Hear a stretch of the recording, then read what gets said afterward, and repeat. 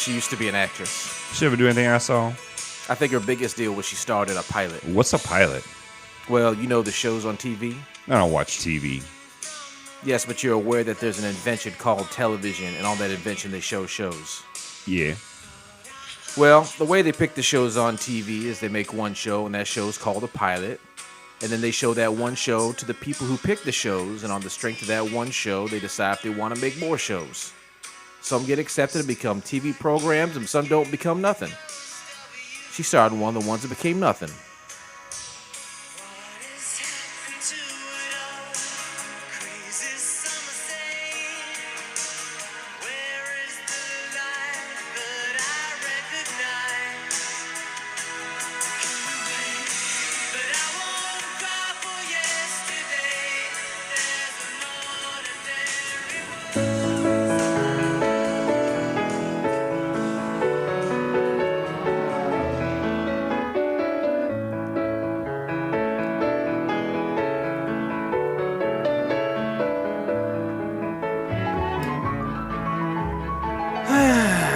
Welcome to Couch Pilots, all of my friends.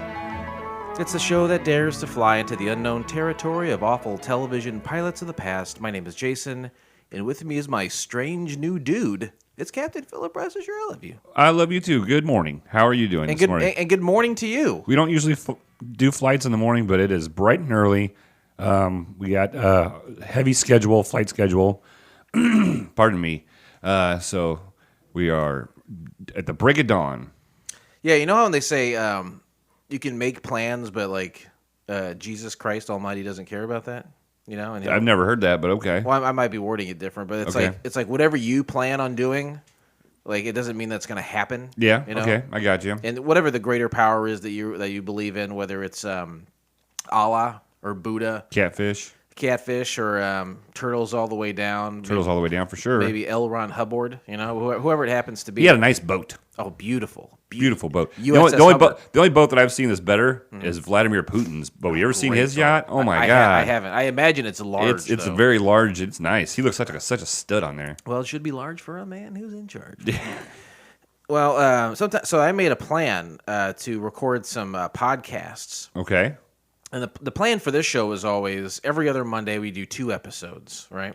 But today isn't Monday; it's Sunday morning. Yeah, it's Sunday morning. Just like that No Doubt song. Early in the morning, rise up on the street. Light me up a cigarette, and I'll strap shoes on my feet. Got to find a reason things went wrong. Got to find a reason why my money is all gone. Well, I've got 2 Great Danes, and I just got rid of 2 more. And I can play the guitar. I don't have to clean up piss and shit no more. Holy God. Yeah, you did have a bunch of Great Danes. But that's so we don't usually record on Sundays, but a couple things happen. One, you said, I want to get my dad in here to do a show. Sure. And I said, that'd be great. I think that's an awesome idea. That's something we've never had in here. Let's get him in Right. here. We'll get it on. It's like the whale. Your dad's like a huge fucking well, whale. I meant a whale as I in like, thought you meant his weight problem. no, I meant as in like a gambling, like the big whale. It's Oh, the big, yes, the yes, big yes, fish. yes. The big fish is what I meant. And then you said, well, he probably should only do 1 show, so we'll just do 1 that night. I said, all right. And then we end the show, and you said, let's go to the Moose. And I think, well, that's not. I don't feel like that's. We could be doing another show right now, perhaps. I said, let's go to the Moose. And I go and I have 1 drink, and you say, how about you have 3 more drinks? I'll say, no, I'll just leave. And you said, oh, I'll have 3 more drinks. I was like, we could have been recording another show. Yeah, but it was a. I wanted to seize the moment with. I don't my feel like dad. that's how it was presented to me, though. Well, no, it might not have been. It was more of a. That's fine. I'm glad you had a good time with your dad. And then a couple weeks later, Thank you for getting it out finally. We had a couple weeks later, we had a chance to do 2 more, and you're like, I didn't even watch the other one. I'm not going to do it. I was like, oh, Jesus. So then we're 2 weeks behind. And then last week we had a bunch of snow hit, and I was supposed to record something else. So like in 4 days, I'm recording 9 podcasts. Wow. So that's where like You'll definitely love to hate it after this is over. Well, that's where Jesus says, I don't care about your plans. Did he said I'm taking the wheel? Yeah, sometimes when I'm taking the podcast wheel, buddy. That's how Jesus. That's how he says, "I'm in charge." By disrupting your plans. Yeah, he takes the wheel and he knows how to drive a stick shift, so everything's fine. Yeah. A lot of people don't know that he can drive a 4 on the floor. He invented it. So yeah. So yeah, he's Basically. doing 4 on the floor. Anyway, so I'm like doing a bunch of this right now. This is the first of those 9 podcasts. Ooh, So I'm glad I got these out of the way. you have me on the fresh end of this. You realize that? I think the quality will be better. I think there will be announcements made on those last few shows where I say, I'm here. Don't expect anything from me. I'm Right. not going to give you hardly anything at all. I am merely a vessel. That's right. I'm taking up space. I'm the iceberg. Go ahead and steer the ship around me, because And my other 2 co-hosts were they once combined to make one vessel. They will split in half and sink into the bottom of the ocean. And years later, James Cameron will find them and will marvel at it. it would be like, instead of Titanic, it would be like podcast. And like, then there's Dustin with his wet, long, curly Jesus hair and Beautiful. beard, and he's holding on to a board, A mixing soundboard. board, and then Derek is floating a little bit on the other side, and he's being held up by 2/5 of vodka. And then Kevin Clark is there too. Yeah. And What did he do? Kevin Clark, he's just buoyant on his own. He's like citrus. He's naturally buoyant. Sure. He's got long hair too. Do you know that? Oh yeah, I saw a. He straightened his hair. Yeah, I saw him straight. It was pretty rad. It was pretty rad. That's awesome. Oh my god, my hair gets wavy when it gets longer. I wonder what happened if I'm going to grow it back out right now and have it straightened. What do you think about that? As long as it's under pilot protocol. I just had 6 inches cut off of it. Can you believe that? 6 inches from the top or the back? Well, it wasn't like completely 6 inches all the way around. I think it was 4 or 5 inches one day, and then I went back and had another inch cut off. Because I always do that. I always get my hair cut, and I always go back the next day and say, Do they do it for free, or do you pay them again? They do it for free. Do you have to go to a different place each time because they know your little shtick you do? No, but I don't think they care because I tipped the lady like twice as much. I gave her $10 as a tip because I was like, I went to go pay. She's like, no, you have to pay. I was like, well, please take $10 because you cut my hair. Right. You somebody else who actually needed one could have went in front of me. But she gets a good tip out of it. Sure. So it's fine. It's worth it. Just for her. the tip? I just give her the tip. The $10 tip. If you know what I'm talking about. Yeah. If you know anything about that position, the $10 tip, it is a fun one. I'm trying to think what else is going on with me. I don't think anything else. I think that's it. Well, you probably noticed when you came in that there's a lot of construction in the pilot's lounge. Yeah, I know in the past, DSJ, Down Syndrome John, for people who don't know, he works our tarmac. He's out there on the tarmac with those golden cones that you see at an airport because obviously you and I are real-life pilots. Sure. And sometimes John will have a bunch of cones set up. Like, you're talking about the construction cones. Right. Sometimes he'll just set those up, and he's got that tricycle that he'll do an obstacle course. Yeah, he just keeps doing that. I don't even know where that music comes from. It's clowns. I know, but I don't know where the speakers are. Oh, yeah. Well, we have a Bluetooth system, a lot of speakers. Do we? Maybe it's on his phone. Maybe that's his ringtone. Maybe. See, I'm an auxiliary cord guy. I don't know. You're an oxy? Yeah. Oh, I like that. I'm an oxymoron. Well, don't put yourself down. So when I saw those, I just assumed that he was going to be doing his obstacle course. No, we have been talking. Me and DSJ, we've been spending a lot of time together because I mean, you're busy doing all these podcasts and stuff, so you're not here all the time. And the other night, we were sitting at the bar in the pilot's lounge, and he started talking about making a swim-up bar. That's interesting. Like we have the hot tub, which is probably the world's largest hot tub. And you, at your home, just took out your pool, so you must have real mixed feelings about this. Yeah, when he said, he said, we can get more people to stay in the hot tub if we make a bar they can walk up, because they have to get out of the hot tub, they get cold, they have to walk over to the bar, and then the bartender has to serve them, then they have to get back in, and then it drips all over because we have carpet. There's a lot of shag carpet. It's old shag carpet. It's like mid-70s shag. So he was like, because he told me, he's like, I'm having to clean this all the time. Yeah. And I hear a lot of people complaining, and a lot of the ladies that stop by and hang out with us.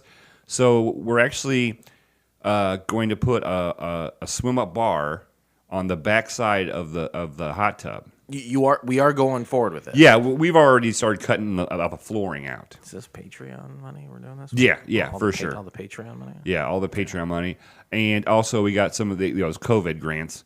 Oh, great! Yeah, let's use them for a swim bar. I was really lucky. I feel like that's something you'd run by me though before you did all this.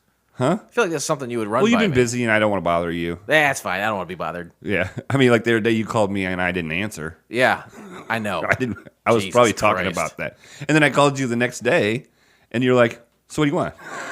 I don't know. Well, I felt like there was resolution with the text.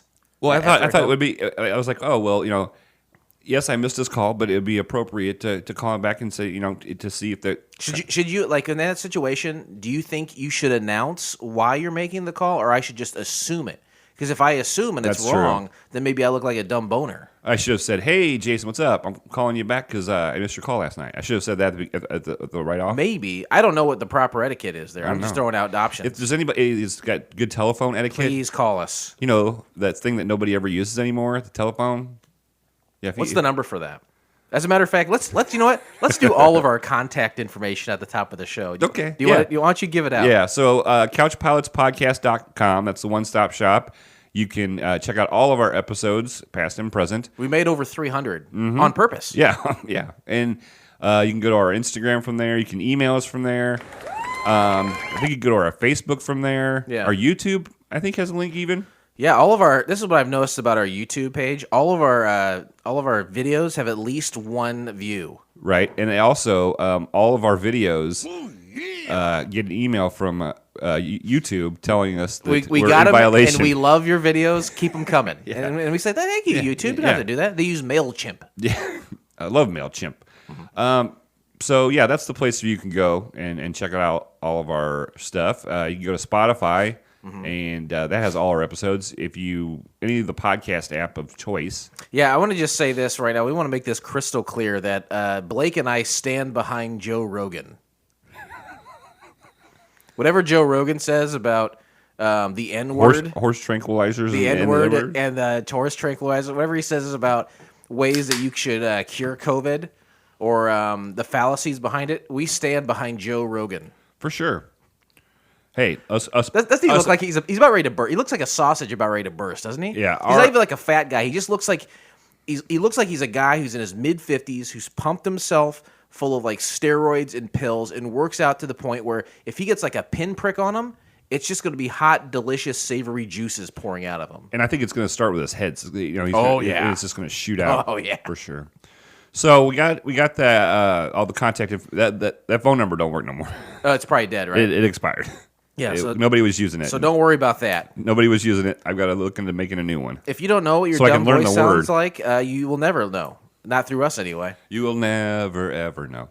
But we gotta try to get the same one, right? Because we haven't used that one forever. I'm gonna work on it. Thank you. Hold on. Are you really gonna work on it? It's on my list this week. Hey, So I am doing better at getting stuff done, even though I have a lot of stuff going. We'll see. I tell you when you get better. Okay. People around you, they tell you when you get Okay. better. You don't declare I'm better. I'm at hoping this I'm now. getting better. Okay. I hope that too, because I know you'll feel better about yourself. I don't see that. I don't see that ever happening. It's a long shot. What I do is I have a pad of paper. People say talk to your Alexa, and I say I don't have that. And I say, what about your phone? You can just tell your phone something. They'll write us. I don't do that. I want like a piece of paper. Sure, I like to see what I'm writing. It helps me to remember by writing it too. Yeah, that's very good. Yeah, absolutely. I use a lot of my phone for a lot of things. I don't for my to-do list, and I do. I always have a consistent to-do list at my house, and there is a certain amount of satisfaction with drawing that line right through. So Yeah. I did that thing. Instead of saying honeydew on the top of it, it just says, "Hey, loser, do." Loser do. Loser do's and loser don'ts. How's your wife? Not good. Oh boy. Well,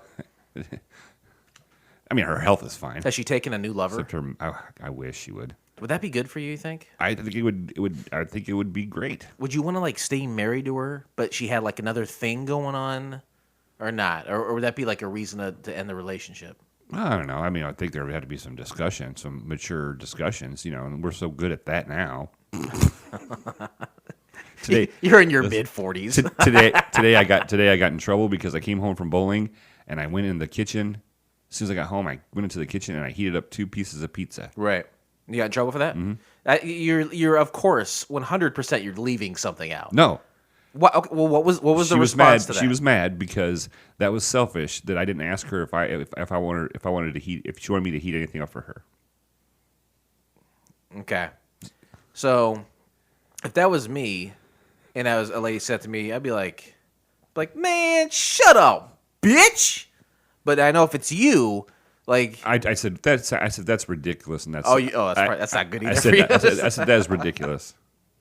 That's ridiculous. They were the last 2 pieces of pizza? It was the only 2 pieces of pizza. Okay. So really pissed her off though, huh? Oh yeah. Yep.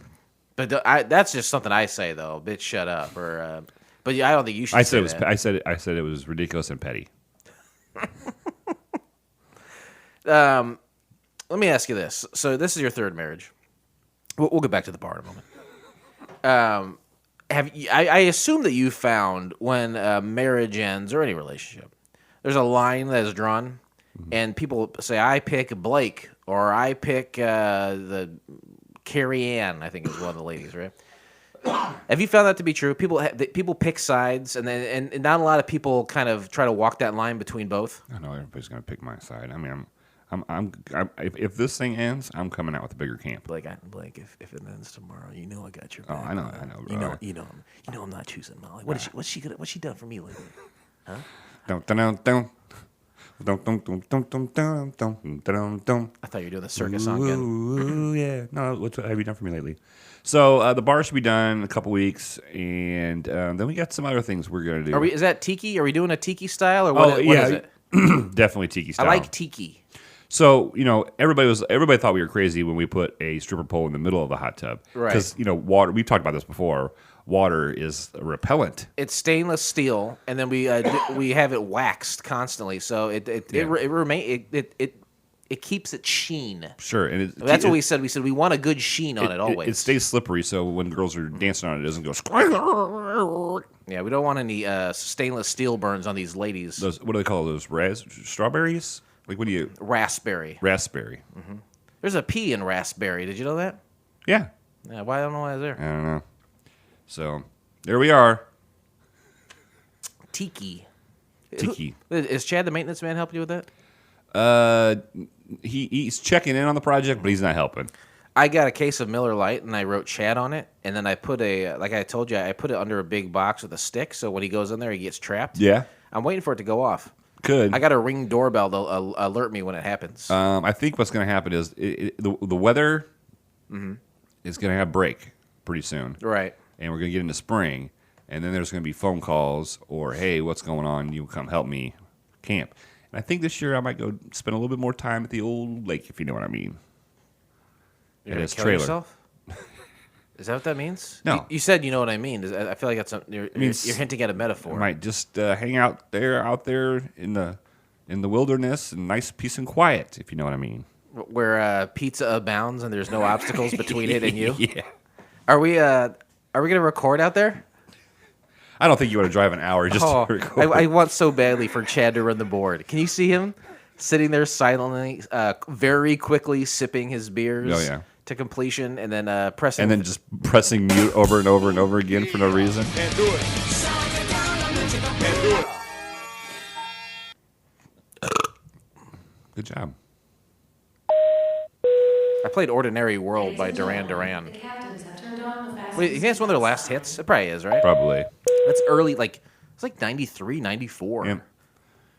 They were kings of the 80s. Oh, yeah, for sure. They slipped in there with the 90s with a hit. We talked about Daryl Hall and John Oates the other day. Always. And I saw a video of like the first time they were like on TV. It wasn't Soul Train, but it was like Bandstand or whatever. Mm-hmm. And the outfits they wore were just, I was like, you got to be kidding me. Everybody's going to think you're gay. You know, what do they look like? Can you recall it? Well, the lead singer, that's Daryl Hall, right? He had these big plastic glasses on that were like full one-piece, like plastic glasses. They were huge. Elton John in nature? Yeah, there's this one big solid piece of like brown, like a turtle shell brown. God damn, that sounds awesome. And then he had a like a mink coat on. Yeah, It's weird. Yeah, it's weird. It sounds pretty wild. It just disturbed me.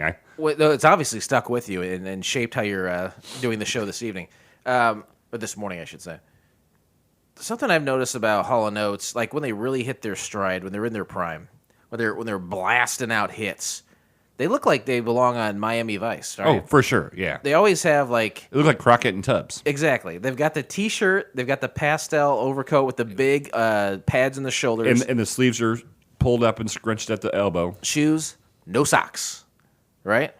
I feel like Daryl Hall, maybe Don Johnson, has got a contract dispute. He sits out an episode. You get a lot of shots of Daryl Hall from the back. Right. And they could shoot an episode of Miami Vice that way. Probably could. Same hairstyle and everything, really. John Oates. Good analogy. Thanks, man. Today we discuss the pilot episode of Strange New World. It's from the year of our Lord, 1975. Lord doesn't care about your plans. Great year. 1975? That was the year of my birthday. Yeah. The whole year was your birthday. Your mom was blown out by December 31. Do you know what month it was? Because I don't know if I can accurately give my age. Boy, let's see. Let me go. I have to go to the next segment of the show. Let me do that real quick. That's on that part of the... Flight attendants, prepare for takeoff, please. This is a pre-interesting facts section. Oh, I should do that too, then, probably. Hold on. And just so you know that there are no stewardesses today. The stewardess didn't come to work.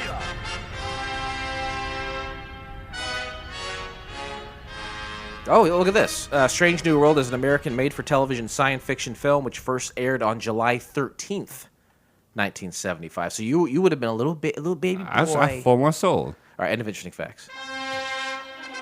Let's go back to boarding section of the show.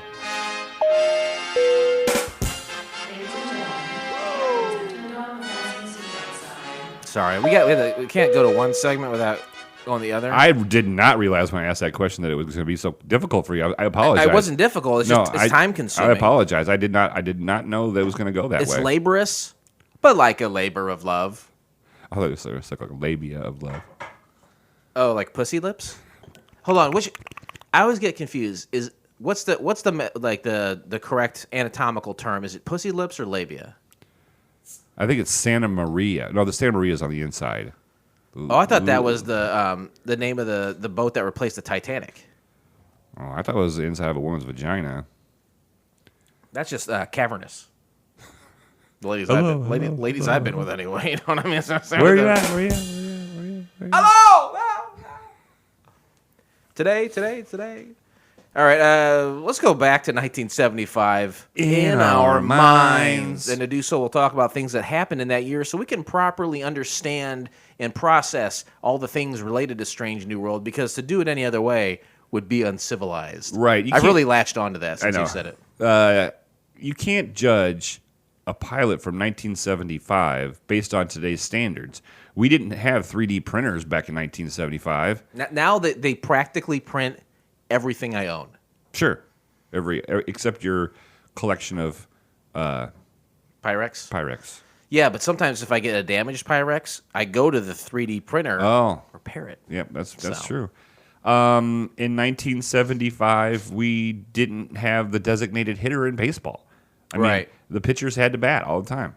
Yeah, those people don't know, but in the you got FedEx and what's the other one? UPS. Yeah, but for people don't know that DHL, the DH and DHL stands for designated hitter. Sure, right. And they're slow, by the way. That's kind of their motto, though. We're slow. Yeah, we're slower than everybody. Slow through the cone zone. Slow through the cone zone. Side note: if anybody knows how to the best way to fix a cracked finger, give us a call, won't you? Because the super glue isn't working and the liquid skin didn't work. How did you crack your finger? Just a repetitive, the cold weather and repetitive throwing a bowling ball. Yeah. Anyway, neglect is what I think it boils down to neglect. Yeah, probably abuse. I don't know why I echoed that. Abuse. Hello. Just call back. Santa Maria. And in 1975, we did not have MP3 players. Yeah. Did you see that one I just bought? That was pretty awesome. So my point of reference for this is that I bought an iPod at an estate sale just yesterday, time of recording. And it was a video iPod. And when those first came out, they say, we have a video iPod that's got 80 gigabytes on it, and one that's got 160. I bought one with 80 gigs, $3. When those came out, 200, Oh, for $250.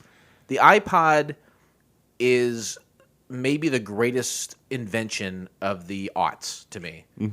Did it come with a charger? That would be to me. That would be the difficult thing is having that sweet charger. Oh no, the one I bought didn't, but I had cords because I still have some old ones. Okay. And I charge it up and it works fine. And it's got whoever owned it had an entire Austin Powers film on the iPod. Oh jeez. So I watched it. But no, it's like On the iPod? Oh yeah. I had to get a special port to listen to it with my headphones, and it was a real again labor of love. But goddamn, do I love that Mike Myers? Oh yeah. Because so I don't know if you have ever seen that movie. I know there's a lot of movies you haven't seen, but in Austin Powers, sometimes he'll be like, he's like, "Do I make you horny?" And I'm like, "Yeah, I'm horny." Sometimes it's like I can relate to this guy. Like even though he's from the '70s and the '60s, like I can still relate to him. My mom and my stepdad were watching Wayne's World today when I went over there. Rob Lowe looked good then, looks good now. Yeah. My wife watches him on Fire 919 or something. Chicago 911? No, some fire show. Rescue 911? It's in Texas. Sin Texas? No, he's in Texas. He's in Texas on the show. It's 911 Texas Ranger. something like that. Yeah. So all those things we didn't have in 1975. So you know, to judge him on that way would be uncivilized. That's a long way to get to it, but yeah. Let's talk about some things that did happen that year. February 4th, the Haiching earthquake, the first successfully predicted earthquake, kills 2,041 people and injures 538 in Haiching, Luoyang, China. You laughed, and I kind of chuckled too. But when I put that information in here, it was not intended to have a laugh. Well, but it's like the first successfully predicted one, but yet still people were hurt and injured. Massive casualties. Yeah, maybe like we predicted it. We just didn't let anybody know. Yeah, because we didn't want to have egg on our face. It's probably like that first guy who got the COVID-19 vaccination. Mm-hmm. He's probably like, well, I hope to Christ Almighty this doesn't kill me. Right. You know, but you don't know. Yeah. So when they said I think an earthquake's coming, there's probably like 2,041 people who are like, nah, I don't think that machine's right. we're going to go to karate class today. What's that thing they do in Krav Maga? You ever hear that fucking shit? Isn't that Greek? It's Israeli. Ah. They teach the Israeli forces Krav Maga. Bum, bum, bum, bum, bum, bum. Hold on, there's something else I want to play real quick. Oh, yeah. All right, so, February 11th, Margaret Thatcher defeats Edward Heath for the leadership of the opposition UK Conservative Party. Thatcher, 49, is Britain's first female leader of any political party. Yeah, and she was depicted on The Crown. I watched this. She was on season 2 of The Crown. Yeah. Because she, the Crown, of course, is a competition show where you steal the crown from somebody. Right, and you got to run through Belfast. Oh yeah, and you have to go through an obstacle course of cones on your tricycle. Right, and while animated policemen with nightsticks with big top hats are following you. Oh boy. Hey, by the way, Prince Andrew, go fuck yourself, buddy. Your mom bailed you out, buddy. Yeah, Queen. By the time of the recording, is the Queen dead? She has COVID-19. Did you hear that?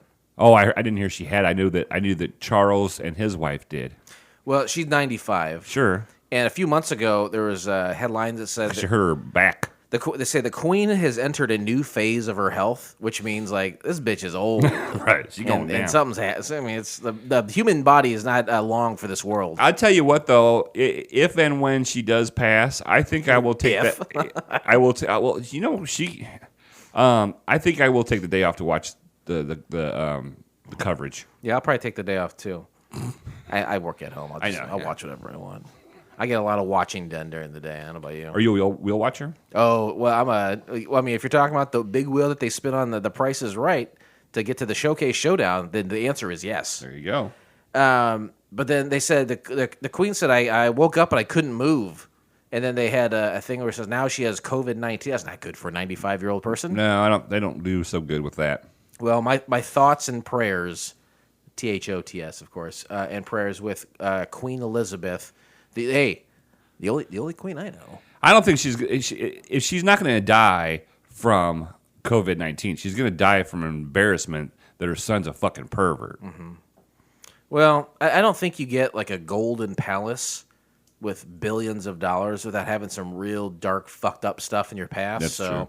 That's true. Yeah, I mean, there's probably a lot to be embarrassed about if it came to light, but I don't give a shit about that. I need some tacos. February 23rd, in response to the energy crisis, daylight savings time commences nearly 2 months early in the United States. What does that mean? Commences, begins? Starts, yeah. So is that when it commences, does that mean it stays lighter later? Lighter later? Yeah, or it gets darker earlier. Oh, I thought the way you read it means they moved it up on the calendar. I want it to stay light more. Show me too. And I think we only have as of this recording, we only have 2 weeks before the sun. Is it really in March sometime? I hope to God Yeah, it is. is. I think it is. This is the worst time of year for Yeah. me. I'm not a guy who gets depressed and has to buy a special lamp. I like when you pull up to the front of the house and I can see you. Yeah. Not like what it has been lately. It's it's in the pitch dark. Mm-hmm. The house, of course, being Couch Pilots HQ, where the tiki bars. Well, yeah, I mean, there's a hidden trap door that in the garage that we go down this really really long tunnel, and then that's where. This is the first time hearing of that. Listen, you know what I like about Couch Pilots HQ? The Murphy beds. You ever see an Alaskan King Murphy bed? It's big. Is it? I'm thinking maybe we're discussing issues with sleeping in ample room for adults in our bed. Well, do you have both dogs in your bed? Yeah. Well, you're a fucking crazy person. I want you to look at me and say I'm a fucking crazy person. That's insane to have a beautiful full-grown woman like your wife and then 2 horses in your bed. You're a fucking crazy person. How would you when you live by yourself? Did you have Rory sleep with you every night in the bed? I don't get it.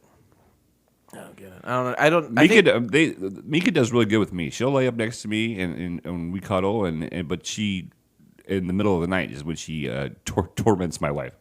I don't understand that at all. I don't think. Could I watch that sometime? Sure. Could I say after we record tonight? I stay late tonight. It's in the morning, obviously. Now we said it's the morning. Sure. So that's what it is. But what if I stay till the evening time and you guys go to bed? Can I go in the room and just sit there? I'm not gonna do anything weird. I want to see what happens. No, yeah, for sure. I'm fine with that. We could just do a FaceTime, and I could just go to sleep, and then you can just If there's a camera mounted to the ceiling, I want a bird's eye view. Well, I got that ring that for my TikTok videos. I got that ring. Are you doing a lot of TikTok videos? Well, I got it for Christmas because I was doing TikTok videos, but only TikTok videos that do any good on my page. You never promote that on here. You should promote. Because it's just all the TikToks about the dogs. Okay. TikTok about the dogs. Check me out on TikTok at 10pinhater, the number 10 TEN PIN. No. 10 PIN HATER. Right. Is that it? I think you're going to see a huge influx of listeners now. Oh, wait, viewers. Oh, I'm sorry. Why? I was -6, of course, and you were 0 because you were being born. Yeah, I was 4 months old. Why do we choose to watch Strange New? 3 simple criteria. A, it was a pilot that never went to series. It was only one was made. Whether it aired or not is irrelevant. Number 2, we had to find it on the internet. Awesome. And number 3, baby, it had to be free. Had to be free. Whatever app you're using here is not working. Whatever that is. I like that. I like that crowd. It's because at the end of it, that's the best part of it, the end of it. When they're you can tell they're, watch, listen. See, there's still some scragglers giving a holler. I feel like that was taken in a high school gym. Right. And they just announced a player, and then they got the applause. Or it was they're introducing for the talent show, the cool preppy girls were gonna do a dance. Yeah. And they introduced him as Do you know I used to go to the dancing? I used to be in the talent shows. Really? Yeah. Do a lot of singing. I did 2 years. I was in the probably 4 or 5 sketches throughout the years, but the ones I was mainly known for was lip syncing pop songs. Okay. Like you remember the song "The Boy Is Mine"? No. It's it's two ladies. It's Brandy and a different lady. Oh, Brandy, you're a fine girl. All right, forget it. Listen, excuse me, I'm sorry.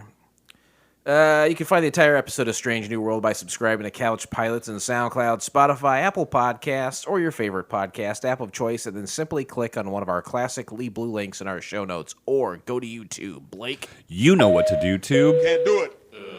Flight attendants, prepare for takeoff, please. We're in this segment already, but we're going back to it. Man, it's beautiful this morning. I love... listen to the engine. There was a little. I heard some little. like engine palpitations. Hear it? We gotta get that looked at. Yeah. I'll have to have Chad look at that. Yeah. You got Chad to look at it. He'll fix it. He can fix anything. Summary of the pilot. In the near future, a group of scientists living in a spaceship wake up from a hibernation state and come back to an apocalyptic Earth. I'll give it a B. Mm-hmm. A solid B. Yeah. When's the last time you had a solid BM? Because I know for a while. Oh, speaking of which, a little poop update from me. Okay, hold on a second. Let's get some poop update. You don't know! Super solid poops lately since I haven't been drinking. Super solid.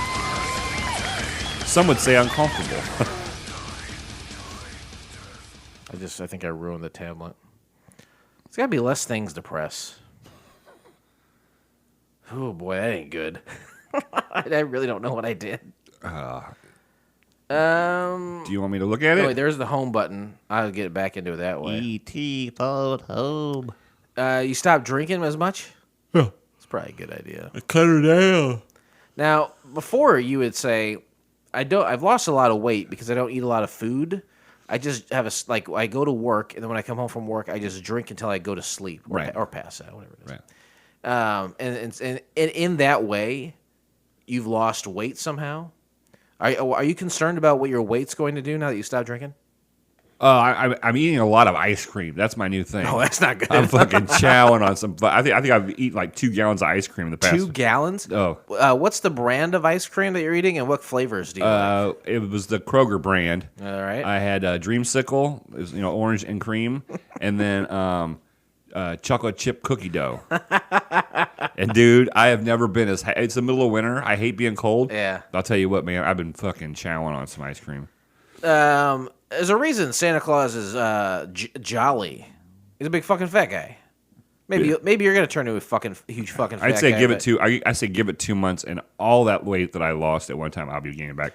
Well, I'm hungry all the time. As long as you're happy, I suppose. I'm not. Oh well. I'm not enjoying it. I'm just telling you, I'm enjoying the ice cream part of it. Yeah, you weren't one for salads, were you?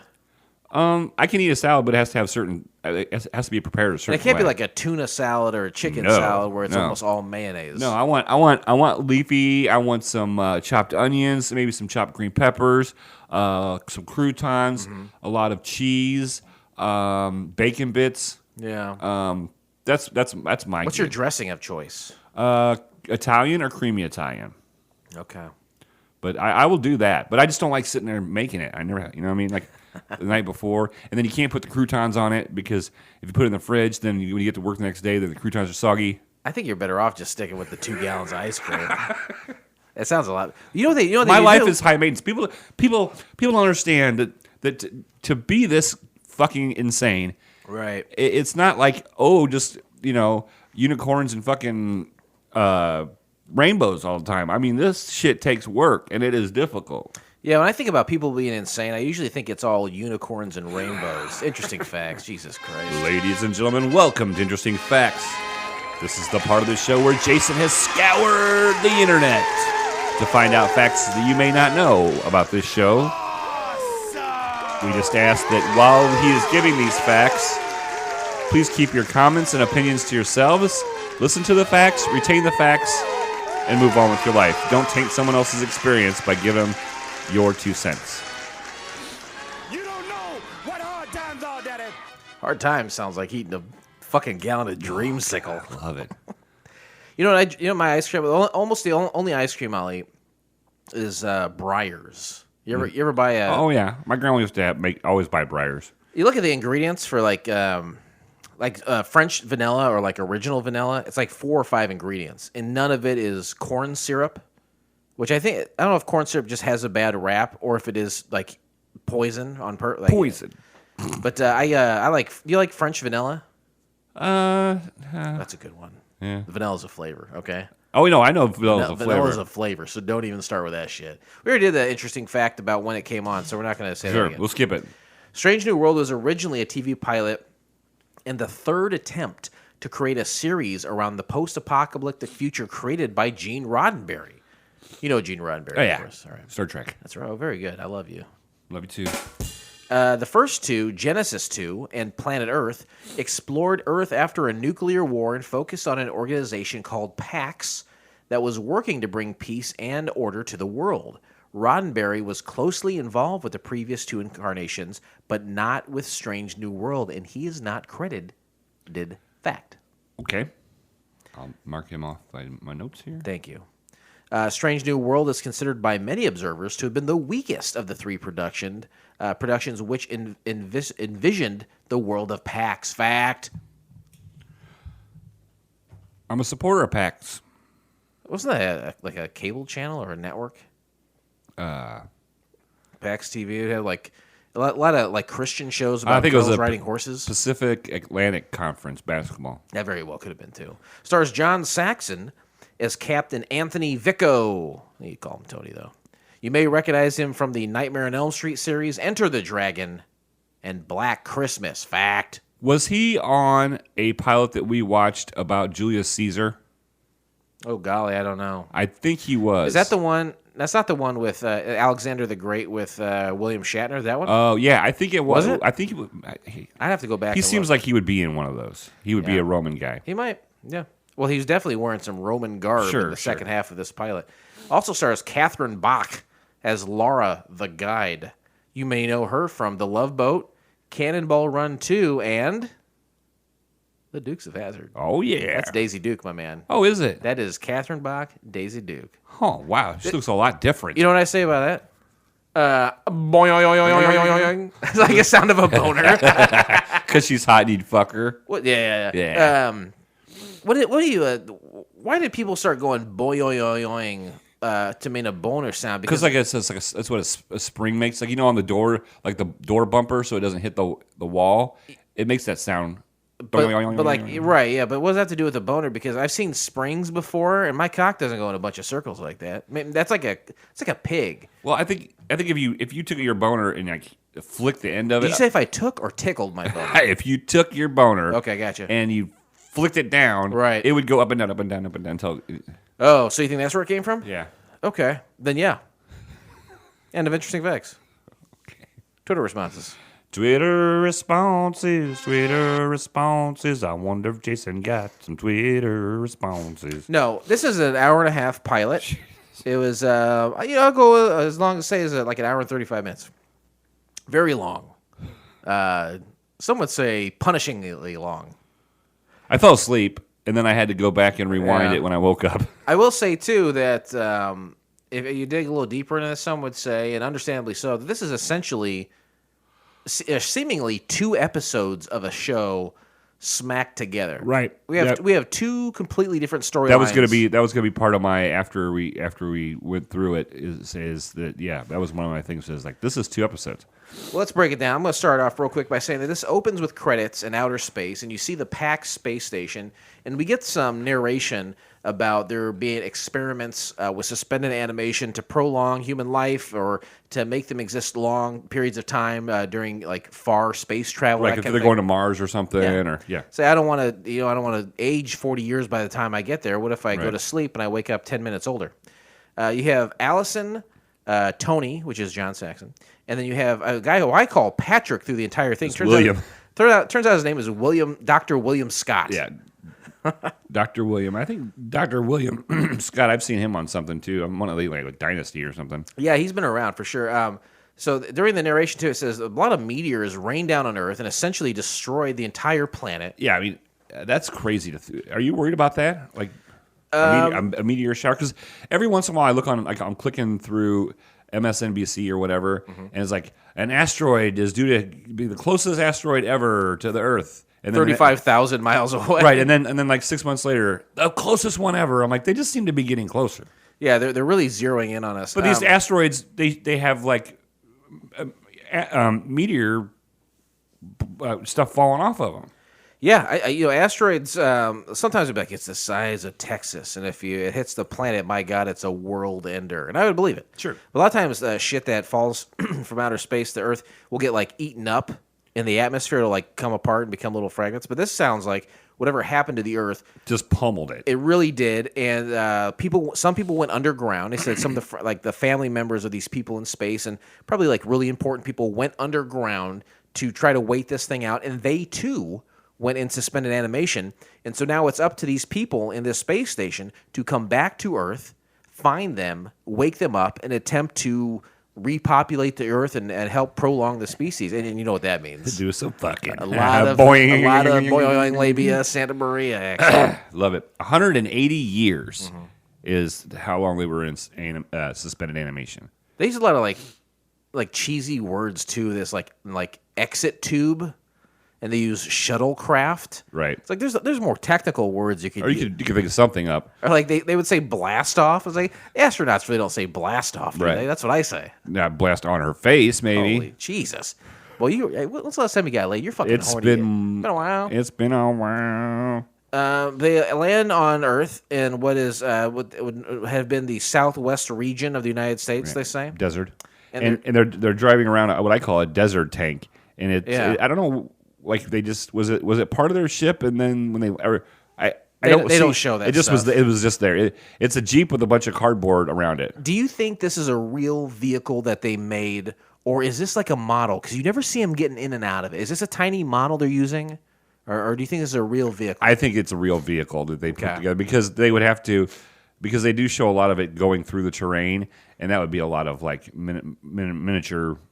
Desert scenes, yeah, you're probably right then. They're just slapping cardboard sheets of steel on, and painting them tan. I can't remember the guy's name, but like in the 60s and 70s, there'd be a lot of like famous cars, like Adam West's Batman car, and then you'd have like the Beverly Hillbillies car or like the Dukes of Hazzard car, all famous vehicles from TV. And there's a guy who did all of it. He's a guy in Hollywood. You go knock on his door, he'll be waiting for you, and he'll take care of the car for you. And I heard that if you go see these in person, these iconic vehicles that look radical, they look like shit. They look like total pieces of shit. Right. That's what I think this thing probably was. Probably for sure. Anyway, they land. They've been driving around for a couple days. I don't know where they're pissing and shitting, but that's none of my business. They said we're about out of water. We have to find something to eat. So they park the vehicle, and what's largely a desert area. All of a sudden, they're like in this jungle area. Right, yeah. It quickly becomes a jungle. And there's every conceivable animal in this jungle, by the way. Yeah, well, and that ties in later on. It does a little bit, yeah. Yeah, but Allison kind of runs into some tribe people. She goes off on her own like a dumb dope. This was a couple weeks ago when the people were on the island. They just let their kids fucking just go wherever. Yeah. Same way here. Hey, guys. This is a serious situation. We have to find these people, repopulate.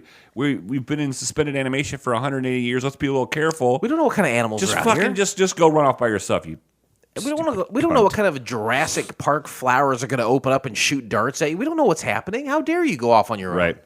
She gets captured by these people, and then John Tony is his name. And Scott, I'll call Dr. William Scott. I'll just call him Scott. Okay. They hear her screams. They go try to find her, and then a couple people like kind of seize them, but it's not. It's different people. Yeah. So the tribe people that found Allison, I would say tribe people, cavemen kind of savages. Savages. I mean, and then the ones that caught the captain and the doctor, I think we call them like poachers. We end up calling them poachers. They do end up being poachers for sure. So Tony has some sort of gun. It's like flare gun. Yeah. Oh, is it a flare gun? It's a flare gun. And he's using it to. He says, "I'm going to need this to fend off lions and snakes and tigers because these poachers who found him was like, hey, we know who took your lady. We can take you to them, but what's in it for us? We're going to need that hand cannon. He's like, I'll give it to you if you can. Yeah, he shows him like he wastes a flare and shows him what it does. That's all I can think of. And that flare was a huge explosion. Yes. And that's why I was thinking it wasn't a flare because the explosion was so big. Multiple times they talked about it, but that explosion was so ridiculously big for a quote unquote flare. All I could think of is. Unless this is some kind of weird futuristic gun that you have unlimited ammo on, why are you wasting this bullet to show off these guys? Anyway, they're making their way to the poachers are taking these two fellas to find Allison, and along the way they come across like booby traps, and you see like real lions and like mountain lions. You see snakes, warthogs, goats, all these different things. There's tons of animals everywhere, and the other group who took Allison, they kind of.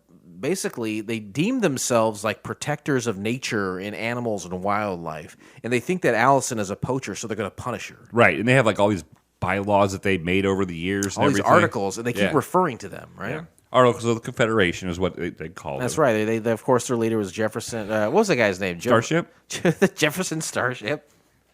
What a great American band. Tony and... they were an American band.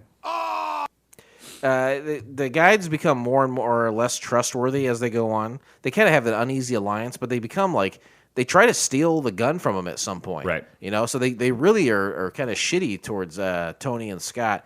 Anyway, a lion attacks the savages, and they attacks the group actually, and the savages get the gun, and then they ditch Tony and Scott there. Yeah, and so Tony and Scott they end up like falling into the snake pit, which is the same one that Allison fell into, and how she got caught. And this is where we find out that like this area that the savages have, it was an abandoned zoo. Oh, is that what happened? Yeah. They talk about how it was an abandoned zoo. I must have missed that. But they're down in this pit. They come across these like tranquilizer darts, and they're like, we got to find a way to weaponize these to help us. Right. It just so happened that they're like go into this old like stockpile where somebody was stockpiling stuff, and like, oh, we have all these. Oh, that's when they talked about being a vet, because it was like it was a zoo, and that was like the veterinarian place at the zoo. Yeah, I must have zoned out this part. But they fashion together some weapons, and they approach the camp where Allison's being held, and they successfully deploy their weapons. So they knock out a guy, and then they grab him as a hostage. And right when Allison's about to be thrown in the snake of pits, or a pit of snakes rather, they say, "Hey, we got one of your guys, and you have our lady. Let's just do a swap, and then we'll leave. We don't want any trouble." And the other guys are like, "Yeah, we don't really want trouble either, but this lady's got to go in this pit." But they do end up switching, right? Right. They exchange prisoners, and they said, "Well, you know what? Take your lady, and then this guy. He's gonna show you how to get out of here. Just please leave us alone. Please leave us alone." And on their way out, what do they see? The poachers. They're on their way to their camp. Okay, they guide to the outskirts, and then the poachers come. And they got the gun now. So the poachers are like, everyone here is fighting with spears and bows and arrows, but I got a gun, which is essentially... And that guy's name is Badger. The guy that has the flare, his name is Badger. Okay. And so... You've always been good about getting the names. I didn't get this guy. The captain goes, "That's fine." Shoots him with his dart. He's like, Badger's like, "This don't bother me. I'm fine. This is, now you're just made me more mad." And then he keels over and passes out. Yeah, and I think the people, the savages, like essentially capture the poachers, and they're going to punish them in whatever manner they deem fit. But right around here, thank you. High five this shit right here. High five it. I would say it's the 47-minute mark. There is. Well, how would you describe this? I wrote "Yellow Bird music." What the fuck? There's an interruption in this 1975 made-for-TV movie backdoor pilot with I don't know, at this point, maybe a 15-year-old commercial of a computer-animated yellow bird doing like deep, deep chirps, all the while like promoting a website that's flashed on the screen. I think what it was is so they don't get in trouble for copyright, they put this right smack dab in there. I feel like there are other ways that people do that, like by reversing the images or like doing a smaller picture. It was weird. It was completely like, I went, what? It's jarring. It reminded me of the Super Bowl when they had that that QR code. Yeah, because everybody in the bar was like, oh crap, something's wrong with the TV. Something's wrong with the TV. I mean, and everybody was doing I it. missed that part of the Super Bowl. But when I first arrived at the Super Bowl party I was going to, the first thing they told me was, you should have seen this commercial. That QR code, whoever was the marketing person behind that is a genius because that is the thing that people talked about. Oh, yeah, for sure. Everyone talked about that. Right. Anyway, so they go back. We go back to the show, and the people there, the savages, keep talking about obeying their articles and their laws of the land. Right, and the captain's like, well, have you guys ever thought about making some new rules? Yeah. And they're like, No. Do one. I saw the Lincoln Lawyer twice. That's always going to be my favorite. But they're basically, it's kind of like a metaphor for like us, for the United States. They're like, hey, you got these articles, and it's great that you obey them, but things change, and you can change your rules. You can update them. It's right. like, like us in the fucking amendments. Yeah, we right. get it. It's a little heavy-handed, whatever. And then Cyrus, I think, is the leader of the savages. And he says, I know you're looking for your other people, and we wish you well along your way. There's a ribbon of stone off in this direction. And they're like, all right, this guy's an idiot, but he's probably talking like a road. Right. We'll head that direction. Yeah. And that kind of like wraps up their storyline. Right. And then there's a hard cut to the next story. Right, they're back in the Jeep, and then all of a sudden, the Jeep's not working. Because I do believe they got back in the Jeep, and it wouldn't start, and they took the power supply and took a can of air, Yeah. and vacuumed it off, and that. Well, it was something like, I'm getting a signal, but it's weak, and he's like, I'm going to clean this thing, and he's like, now the signal's coming in strong, and then like. But it was also the power pack. So not only was like the signal finder, but it was what powered that whole Jeep in the first place. It was like right in front of me, just like took it. It was like 3 prongs. It looked like the old football tee, like for the guys that kicked off. It kind of looked like one of those. Yep. So anyway, whatever this noise is, it paralyzes them. Oh God! And this goes on for a long time, and it is loud, and it is. It's painful. weird because it paralyzes them, and then we get this weird like segment where it's all black background. The trio, as I will call them heavily in this portion of the breaking down the pilot, they're all standing straight up, emotionless faces, white leotards. They're spinning around with weird like lights spinning on them. So right. This is like, we'll come to find out, this is like their transition from their vehicle through this decontamination shield into what we will find out is called Eterna, this area of seemingly, utopia. Right. And, they're getting scanned, basically. Mm-hmm. Where do they wake up? Well, they wake up in they wake up in a room, like isn't it a big plush room, and they have all these. It's like flowing, super modern, and clean, and they're wearing like all these Roman like toga-esque outfits, flowing, very light and flowing outfits. They meet Tana, and Tana, of course, gives them no answers. They're like, "How did we get here? What's happening? What's the deal?" I'm like, I can't get that. Yeah. And so Dr. Scott goes with Tana outside, and it looks like some sort of fucking hippie commune out there. Everyone's dancing around with ribbons and shit, and it's like plush green grass. Yeah, and then the captain, him and Alice are left in the room, and he's like, I'm not putting up with this shit. And here comes the big boss man, comes like the big bodyguard. Yeah. And the captain beats the shit out of 2 guys and kills one of them. Tony hits him like 3 times, and because basically they're trying to leave the room. He says no, and he says, let's go, Alice. And I just punched this guy, and she's like, that guy you just punched, like, is this one dude here, and you punched him a bunch? Dude's dead. Yeah, and he's like, he goes, I didn't hit him that hard. Meanwhile, Dr. Scott is introduced to the guy who seems to be in charge. I didn't get his name. Did you get his name? L. Ron Hubbard. So he introduced L. Ron Hubbard, and he's a cross. If you look, I don't know if you know this, but he looks like a cross between Billy Crystal and Ed Harris. If you know who those 2 guys is, then you know that I'm exactly right. Yeah, I got it. Dr. Scott reads up on some interesting books that they have, and he's like, you guys kind of have got some knowledge about like science and stuff. I'm interested in this. Well, a lot of it is a lot of the work that Dr. Scott did before he got put in suspended animation. So this is almost 200 years ago. Yeah, this is a lot of is his findings, and they expanded on them. The group acts like they've been expecting the trio for a long time. There, they head outside and they witness a funeral with a casket, and the people there at Eterna, they call it a festival of life. But there's a full on casket and everything. And Tony's like, hey, I know what this is. The guy's in the casket. I did it. It was an accident. I wasn't trying to kill him. I didn't like it was the bodyguard. And then the dude who he killed jumps up out of the casket and is like totally alive. Yeah, it's like, hey, bro, hey, everything's good. L. Ron Hubbard's like, yeah, this is this is what happens. We've pretty much cured death as you know it, and to prove it, there's a lady in front of me. I'm going to stab her in the heart while you watch, and you'll see that she comes back to life. Like, Jesus Christ, right? And they do a surgery on her, and she's wide awake, and there's no anesthesia, and she's like, oh, I'm fine. Just there's a slight pressure, and I was just like, I don't know if this is fucking getting weird as fuck. I don't know if you notice this in this scene. The camera pans from outside of the operating room into the operating room. You can see all the main characters. You can see the woman on the table in this like futuristic, high-tech operating situation. When the camera first starts panning in, there are these two black statues at the door, and they look like some freaky-deaky Terminator female. Who's the guy who made all the alien stuff? Geiger. Did you see these statues? I missed They're that. fucking weird. They have they're like robot statues with big tits on them. It's weird. I'm surprised I missed that. I thought there was going to be some sort of reference to I was that too going busy forward. writing There was somebody's not. name down, probably. Good Lord. The trio is then kind of given free reign to traverse the campus here at Eterna.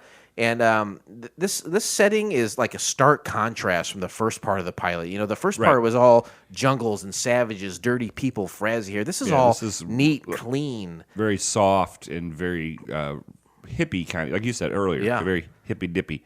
So it's Eterna is what the place is called again, and these people apparently have disabled their vehicle further. And Allison finds remnants of the past, like an old swing set, and she's like, "Hey, I see the swing set. It reminds me, I haven't seen any kids here." It's like there's no children here. Yeah, there's no old people and there's no kids. See, Dr. Scott's like, hey, the lady who was stabbed in the healing process, it is mentioned there that there's a clone situation happening here. Right, isn't this when we see like the little baby clone thing? Yeah, I think it kind of goes into that scene. The guy in charge, L. Ron Hubbard, he says there's no children because the Holocaust, which apparently is I think he was referring to the meteor storm 200 years ago, destroyed their ability to produce. Or no, maybe not that. Something did. They made them fertile or something like that. Or not fertile. He shows Dr. Scott and Allison what he calls their collective womb, which is like this little baby. Because they said, I think it was new at the time that this was made in the 70s, but they're like, if we take a single cell, there's code in there. You get sickle on it. You get some sickle cell. You can create human life based on this one cell. So they have this like constant fetus there that they can pull like DNA code from to create what they need to keep the people that already exist there that are alive and walking around, to keep them healthy into eternity. Right, and we find out that this L. Ron Hubbard doctor guy, he's 212 years old. Yeah, and he keeps having spells during this whole show. Yeah, he runs out of. We'll find more about that later for sure. But then the trio there is basically saying we're essentially trapped in Eterna, and Dr. Scott, he is interested in what they're doing and what they've accomplished. Yeah, he's got a mega milk boner for that, and I think it's because he kind of feels flattered that like all this stuff that he was working on, they've based on his it, work. And he's like, yeah, I'm kind of like really interested in, kind of like I'm pretty like I'm part of this. I'm kind of the father of your modern society. Dr. Scott walks in on L. Ron Hubbard being hand-fed food, and he appears to be very weak and dumb. And Tana, she's there feeding L. Ron, and she says she sees Dr. Scott coming into the room. She's like, "Get out of here!" He's like, "No, I want an explanation." And she's like, "All right, he's very old, all right." And Tana then catches Tony planning the trio's escape. And Tony is kind of smitten with this lady. I mean, he probably hasn't gotten laid for 180 years. So he says, "Hey, Tana, why don't you come with me?" And she's like, "I'm very lonely, but I don't want to leave. This is all I know. This is where my work is. This is what I need to do to keep this society going. These people are my friends." And then Tony, he totally lays one on her. He kisses her big time. And this is one thing that I think sci-fi can really get wrong sometimes, or not include is love or romance, any kind of sexuality. There's too many cold, calculated things when it comes to sci-fi to where the female brain or sexuality isn't introduced. But they wanted, I think, to put a little bit in that, since the first episode or the first half of this pilot's completely devoid of it. Anyway, He kisses her for sure, and then it is revealed that Eterna, I mentioned it towards the beginning of this half of the pilot, that has a decontamination shield that protects their community. It's a shield that completely encompasses Eterna because all of their immunities are weakened there. It turns out they keep cloning the people there to get the parts from them that they need to repair themselves if they need it. But every time someone is cloned, they're weakened. Their immunity is weakened. And so when Tony goes to leave after talking to Tana about this, he's knocked out by a bunch of dudes that are all essentially the same guy. They knock him out, and then when he wakes up, Dr. Scott he walks the Eterna and he chats with the guy in charge, and it seems like he's learned a lot from Scott's work in the past, like you had said. Mm-hmm. And before he was sent into space for suspended animation, he offers Scott the chance to take over for him as his brain is kind of failing him since he's so old. But he's essentially a young man since he can live over 200 years. Right. And Dr. Scott's like, yeah, well, I might be able to do this. Or we have them on the table, right? Have you gotten that far? I'm sorry. Yeah, they're now strapped to the operating table. And so they Allison and Tony think that Dr. Scott's going to turn on him. Well, they're strapped on the table, kind of against their will, because they're like, we're from the past. Your blood is good and pure enough to, if we use that, we can repair ourselves to make us stronger going forward. It's just it's like taking a little bit of blood. And so, like, Dr. Scott's on board with it. But they say, they tell them it's like we're going to take a little bit of blood, but supposedly they need to take like 9 gallons of it, and a human body only has like 6 gallons in it. I don't think it's gallons. I think it's pints. But like, well, yeah, what they do is they say that the test that we ran, it's no good, so we're going to need to drain them all their blood and essentially kill them.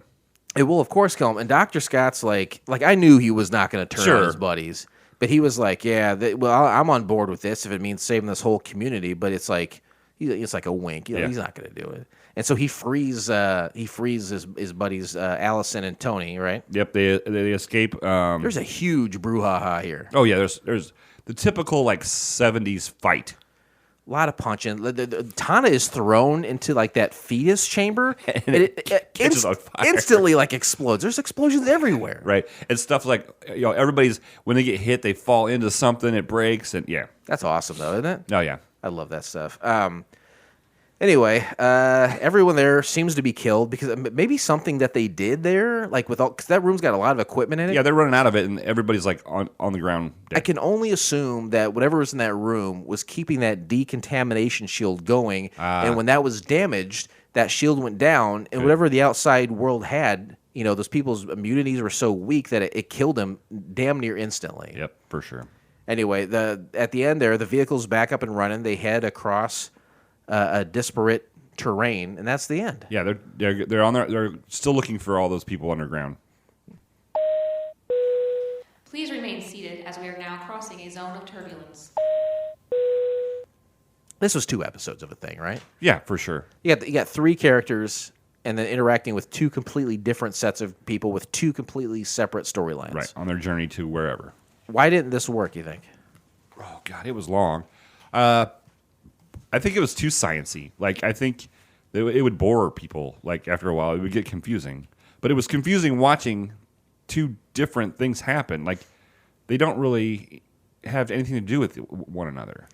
It's just like, it's kind of like, like, imagine like Lost in Space.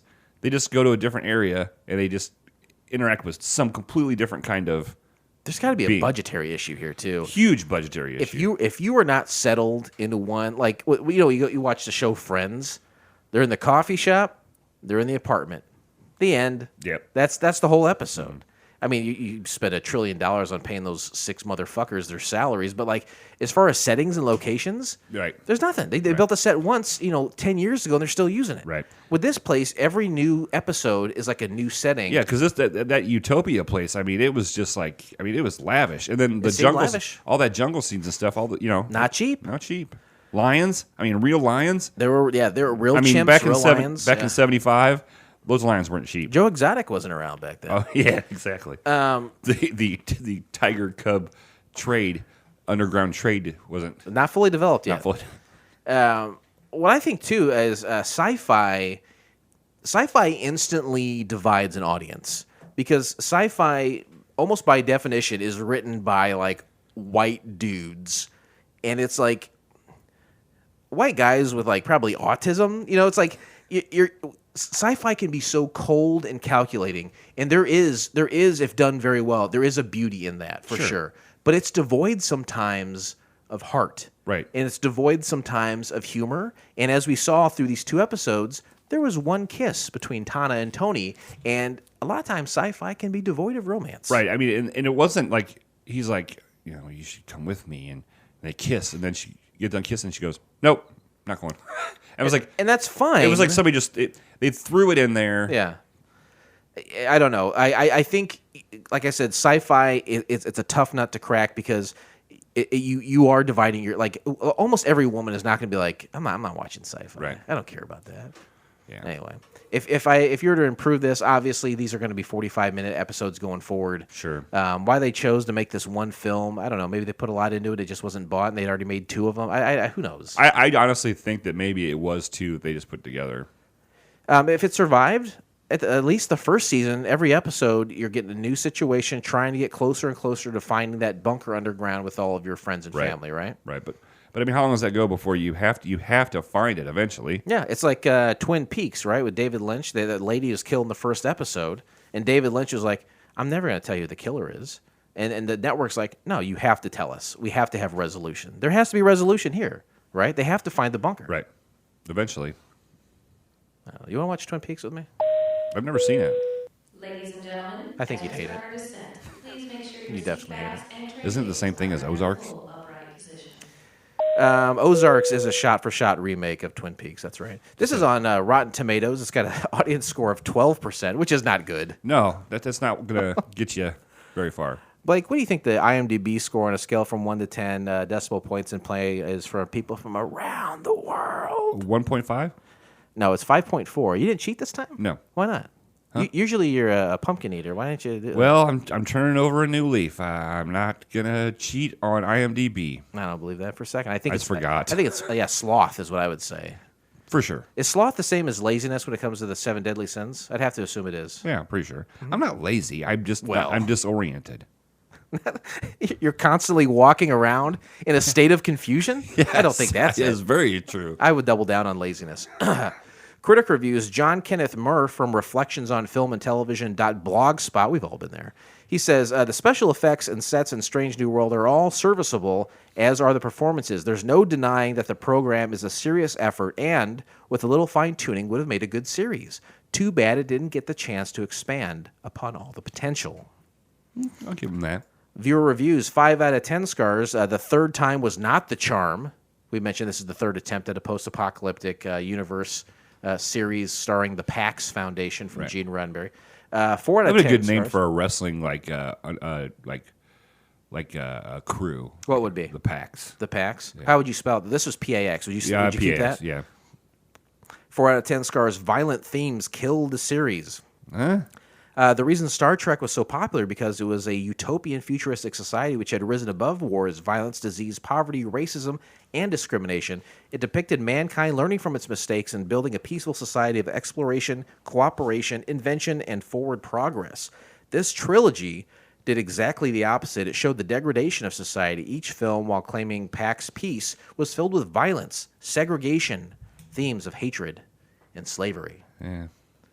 That's pretty intense, huh? Yeah, that's somebody who had a lot of time on their hands. I should mention that first review that I had put, the third time was not the charm, was done by Martin Hafer. Oh. Remember that guy? Good old Martin. Remember when we interviewed him on the show? Yeah, good old Martin. I like that guy. He's cool. He's the right kind of crazy, you know? Last one, 6 out of 10 scars, Strike 3, well-made and cast with well-known actors. The pilot is action-packed and interesting, but a little tired at the same time. Cut it in half. Cut it in half for sure. Really need it. Okay, how about this? Clearly, 2 episodes smashed together. Right. Which of those 2, if there was a pilot made, which of those 2 would you put as the pilot? The second one. Yeah, me too. Yeah. That was the first one was just, it was so, I don't know. There was dark. Dark for sure. And it's the second one though was a more interesting storyline to me. I agree with you. Well. High five it. Landing. This is the part of the show where we grade the pilot. You want to break down the scoring system? Yeah, it's a simple 1 through 7, and it's based off of characters from the television show Wings. 1 is the worst you can be. That's a Roy Biggins. And 7 is the best you can be. That's a Brian Hackett. Jason. Yes. I turn to you. Based off that scale, how would you rate Strange New World? Thank you for asking me. You act like I don't ever ask you. You really do. I feel like I have to constantly declare what my score is without being prompted. I would say that I feel like I've hit a real lull with some of these pilots where none of them. I don't know if I'm just numb to them now or what, but I want to give this a 4 because even though it was long, I didn't hate it, but it wasn't very good either. You know, a 4. Okay, all right. I turn to you, Captain Philip. Rest assured, how do you rate Strange New World? I'm gonna give it a 3. The length killed me. Like I said, the first part of it was just unnecessary. It was all about the flare gun, basically, to me. And it was the only time Allison it was like Allison's episode because she seemed to be Allison was not a major role player in this, but she at least had more to do with this one. The other one, she just kind of walked around asking questions about where the kids were. Yeah, in the second episode, she wasn't really that prevalent. So, all right. I'll give it a 3. All right, my score of a 4 and your of a 3. We'll close the book on A Strange New World, and we'll never speak of that show again. Yep. But join us next time, won't you please, when we watch the pilot episode of The Modifiers. Here's a little something to whet your whistle. Follows the adventures of a female spy named Agent Zero who works for an organization called The Modifiers as they attempt to thwart the plans of the evil Baron Vane. You can find the entire episode of The Modifiers by subscribing to Couch Pilots on SoundCloud, Spotify, Apple Podcasts, or your favorite podcast app of choice, and then simply click on one of our classically blue links in our show notes or go to YouTube. You know what to do. You can say it louder than that. Don't be an idiot. You know what to do, too. I wasn't being an idiot. I was trying to keep the... You sound stupid when you whisper. Whatever I say, I sound good. Did you hear how I said that thing? Yeah. You think I sound stupid? No, I think you're great.